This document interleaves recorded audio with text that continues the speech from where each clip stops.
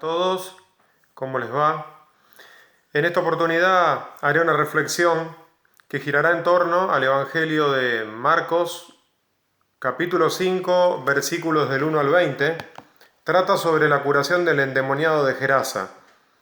En esta oportunidad, basándome también en el libro de Ansel Grun que se titula Jesús como terapeuta, que se los recomiendo porque es un hermoso libro, muy hermoso, donde Ansel Grun hace un enfoque estrictamente terapéutico del procedimiento de Jesús. Ansel Grun ve en Jesús un terapeuta que ayuda a las personas a tomar contacto consigo mismas, a tomar contacto con su centro, a no mentirse, a poder salir de esta fascinación que las personas muchas veces tienen con Dios, de quien todo lo esperan, y ellas nada quieren asumir en su propia vida. Entonces, en esta oportunidad voy a hacer una reflexión que se basa en el análisis de Ansel Grun, pero también voy a tratar de ir un poco más allá discutiendo la postura de Ansel Grun y presentando otro tipo de postura que podemos tener también respecto del endemoniado de Gerasa. Pues bien, sin más presentaciones, voy a leer el texto. Recuerden que es Marcos 5, del 1 al 20. Llegaron a la otra orilla del mar, a la región de los Gerasenos. Apenas Jesús desembarcó, le salió al encuentro desde el cementerio un hombre poseído por un espíritu impuro.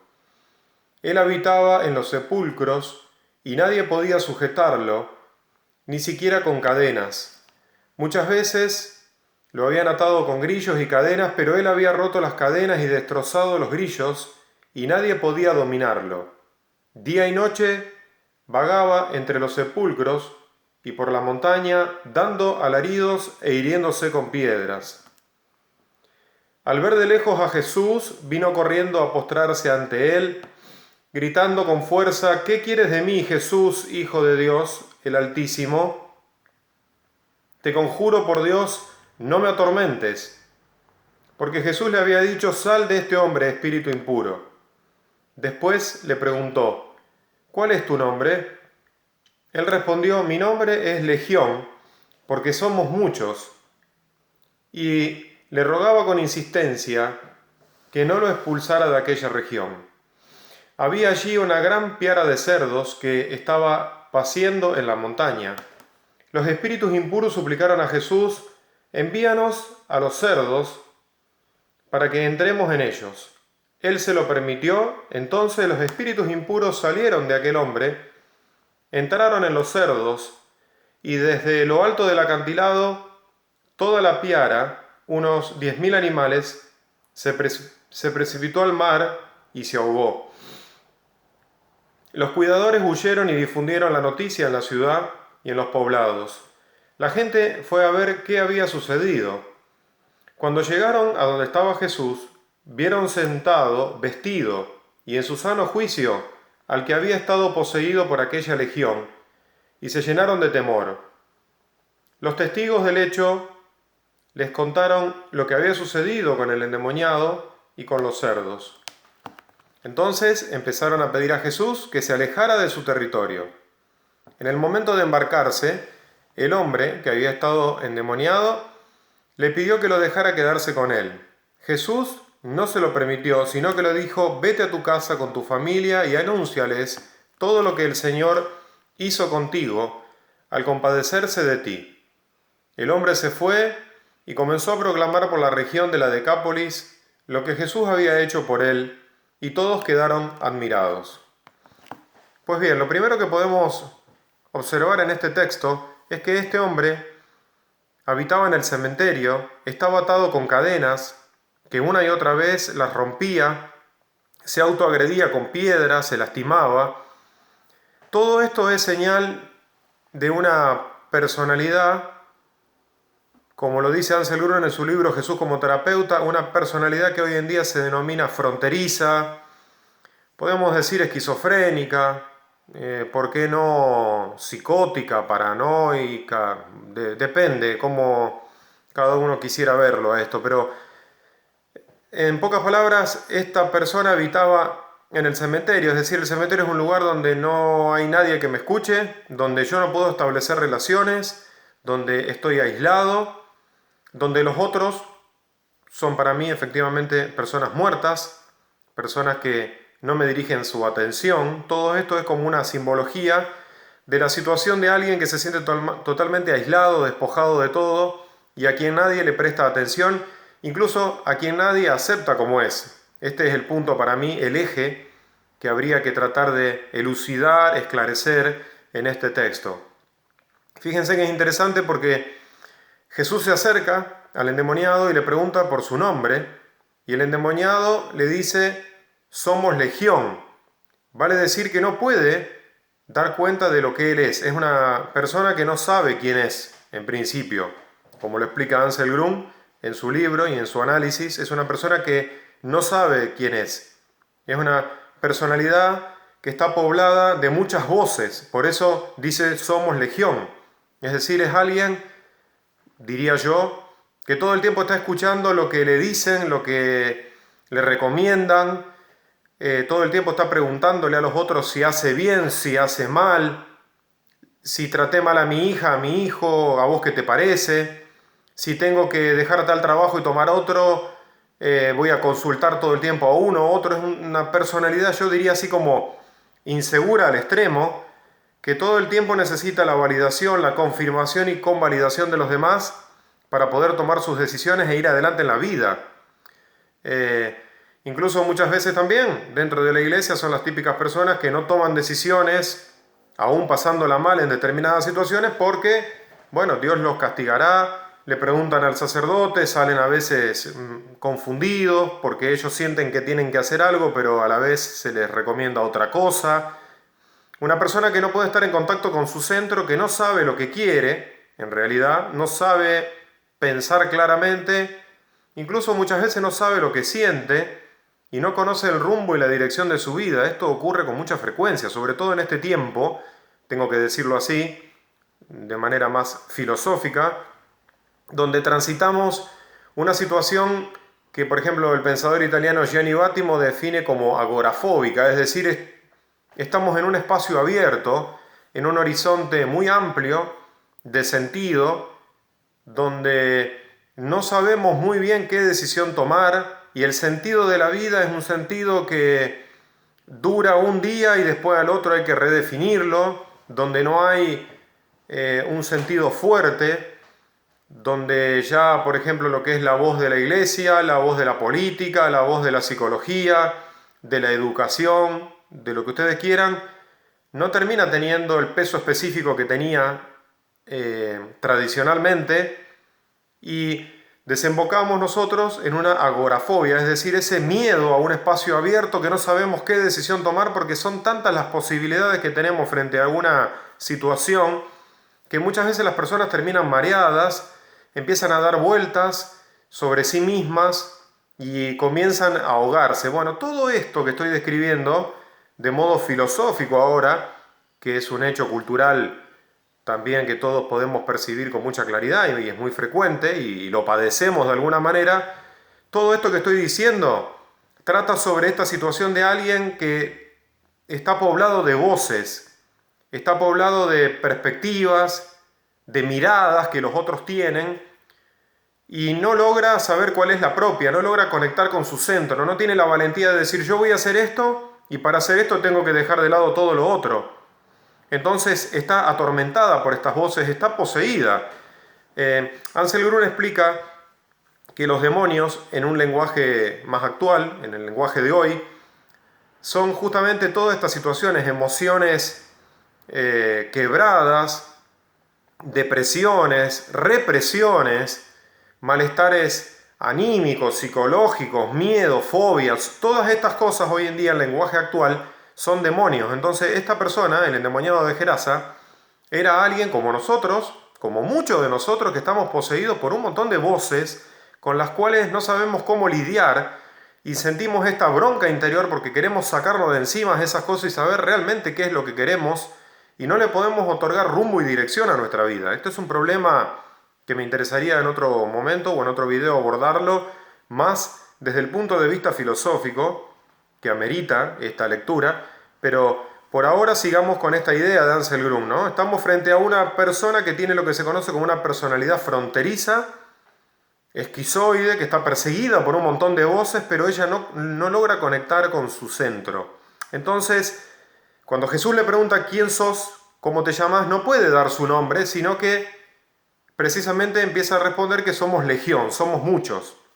Por lo tanto, ese modo de expresarse implica también que había una necesidad de sacar afuera algo que la persona no podía sacar. Por eso los demonios le piden a Jesús que les permita ir hacia los cerdos, y entonces Jesús se los permite y ellos se encarnan, para decirlo así, en los cerdos, y hace que todos estos cerdos se precipiten en el acantilado. La imagen de los cerdos es la imagen justamente impura, de lo impuro, de lo que no tiene que estar, de lo que no va bien, de lo que no es bueno, diríamos nosotros en términos más actuales. Para los judíos, como algunos de ustedes saben, el cerdo estaba asociado directamente con lo impuro. Entonces Jesús le permite a estos demonios que salgan del endemoniado, se metan dentro de los cerdos y así desaparezcan todas estas fuerzas.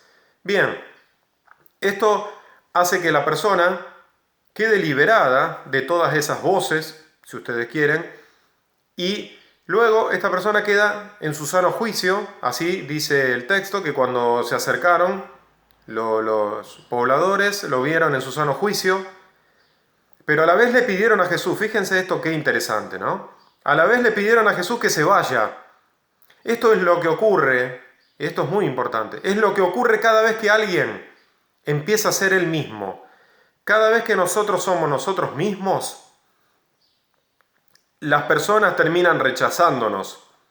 Mientras nosotros estamos poseídos por estos espíritus impuros, estas represiones, como dice Freud, la historia del hombre es la historia de su represión. Mientras nosotros estamos siendo reprimidos, vivimos en esa represión, vale decir que no somos nosotros, sino que todo el tiempo estamos actuando lo que los otros esperan, y muchas veces cuando hay un juego de poder donde yo estoy sometido a alguien, o de la familia, en el trabajo, en la iglesia, en la sociedad, entonces dependo de ese, y por lo tanto si yo me rebelo, como va a ser el caso del endemoniado, en definitiva se trata de que la persona, cuando se revela con B alta, encuentra una revelación con B corta, es decir, cuando yo me revelo, que establezco un acto de rebeldía, que digo no quiero saber más nada con esto, con toda esta cosa mala que a mí no me está haciendo bien, empieza a revelarse para mí un aspecto de mi personalidad que estaba vedado, estaba oculto. Por eso la palabra revelación con B corta quiere decir correr el velo. De repente aparezco yo y me doy cuenta, de alguna manera titubeante, por supuesto imprecisa, quién soy, qué quiero, qué estoy sintiendo, cuáles son las decisiones que tengo que tomar, cuáles son las decisiones que no me dejaban tomar. Entonces fíjense que una vez que este poseso se encuentra en serenidad y tranquilidad, los pobladores le piden a Jesús que se retire, como diciendo, vos sos el culpable de haberle revelado a este el secreto de su vida. Porque mientras lo teníamos oprimido y reprimido, todo para nosotros iba bien. Estaba en el cementerio, una persona que estaba totalmente aislada, la estaba pasando mal, pero nosotros los pobladores estábamos a gusto, estábamos cómodos, y en todo caso acá también se puede filtrar una cuestión de índole económica, como que podríamos pensar que les interesaba más la pérdida en términos de ganancias, porque todos estos cerdos desaparecen, 10.000 cerdos que se precipitan por el acantilado, que la curación de esta persona. Tengamos en cuenta que en el sistema, por ejemplo, capitalista de nuestro mundo actual, muy poco le interesa al capitalista, al empresario multinacional, qué es lo que nos pasa a nosotros. Lo que interesa acá es cuánto rédito se puede extraer en virtud de la opresión que el marketing lleva adelante en nuestra vida. Por ejemplo, ¿no? Podríamos tener una lectura también capitalista. Serían muchas lecturas que al menos yo podría ofrecer en torno a este texto.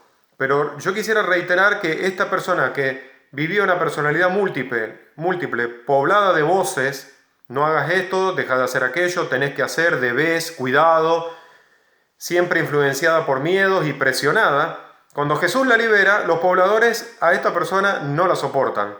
Y muchas veces, y acá quisiera utilizar una imagen que usa Foucault, Muchas veces las personas les conviene clasificar, esto lo dice Michel Foucault, que fue un filósofo francés que estudió profundamente este problema, a las personas les conviene clasificar lo que es normal y lo que es anormal.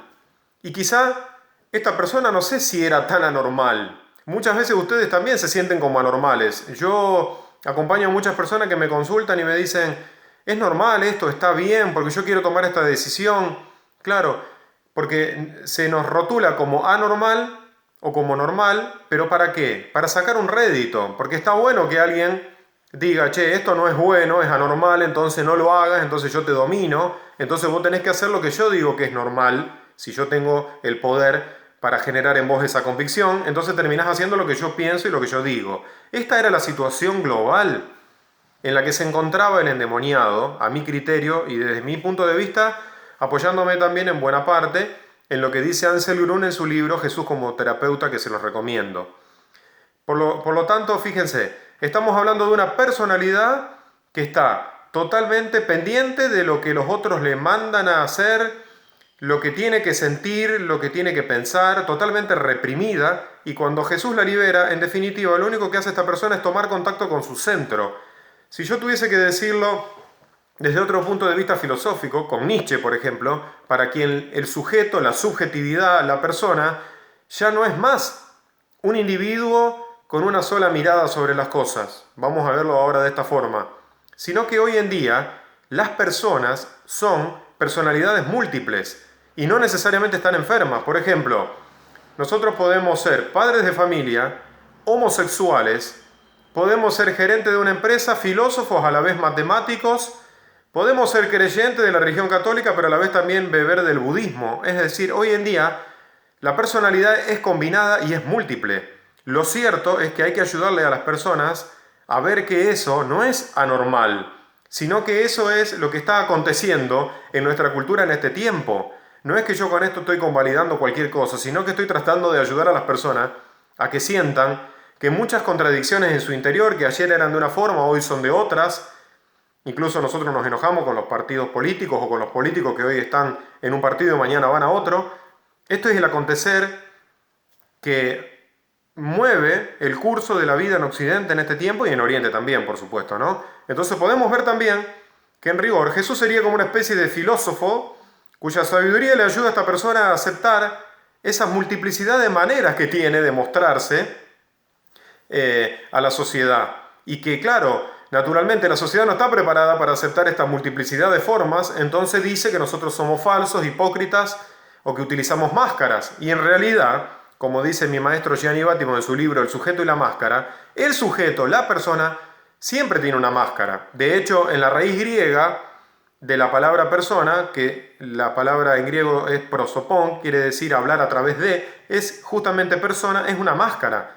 Y nosotros, si nos vamos quitando las máscaras, no vamos a encontrar algo detrás de las máscaras. Nosotros somos máscaras. Entonces yo diría, filosóficamente, que Jesús le ayuda a ver a esta persona que no es alguien falso, que no es alguien anormal, que no es alguien que está totalmente loco o desquiciado, sino que simplemente es alguien que utiliza máscara para adecuarse a las cosas lo mejor que puede, como lo hace cualquier persona. Lo que ocurre es que muchos no lo aceptan y entonces lo niegan y lo condenan al endemoniado a vivir ese tipo de vida, pero en realidad es el tipo de vida que viven todos. Entonces, en conclusión, no quiero extenderme mucho porque se va a hacer muy largo este video. Podemos ver entonces que desde el punto de vista de Ansel Grun, el endemoniado era una persona poseída por un montón de voces que no le permitían encontrar su centro. Pero finalmente, por otro lado, también podemos pensar que cada uno de nosotros también, muchas veces podemos actuar una personalidad en un lado, una personalidad en otro, y eso no nos hace mentirosos, no nos hace falsos, sino que hoy en día justamente da cuenta del modo en que Occidente y el mundo en general estructura el modo de ser de los hombres en la tierra. Esto es una novedad y habría que profundizarla, pero para aquellos que se sienten que un día piensan una cosa, otro día otro, si más o menos su vida va adelante, ¿por qué tiene que decir yo quisiera ser realmente alguien, descubrir quién soy? Eso olvidemos, ¿no? Porque no sé si vamos a saber realmente quiénes somos. Tratemos de vivir la vida lo mejor que podamos, no complicándole la vida a los demás y siendo lo más auténtico que podemos o que podamos en cada una de las máscaras que actuamos. Espero que esta problemática manera de ver la curación del endemoniado de Gerasa les ayude a muchos de ustedes. Como les digo siempre, si pueden, suscríbanse a este canal de YouTube y pongan los que quieren like si les ha gustado y nos vemos la próxima.